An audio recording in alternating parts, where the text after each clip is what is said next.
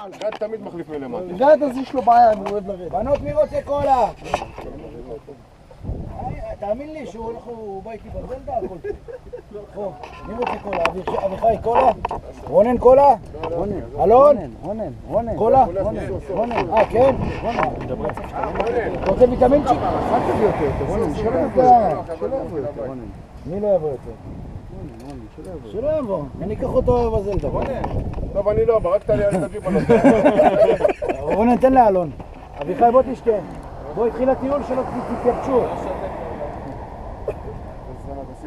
גד, לך תביא לי 11 רם, רוצה קולה? לא, גד, 11 רצ'ט בוקס. בנות, קולה? עושים לאלון את הכיף של החיים, שהוא רואה את הדברים האלה. בוא, איפה הקולה? רבקה, כמה 150,000. אתה רואה? תשמע, הג'יפ הזה זה כמו חמור.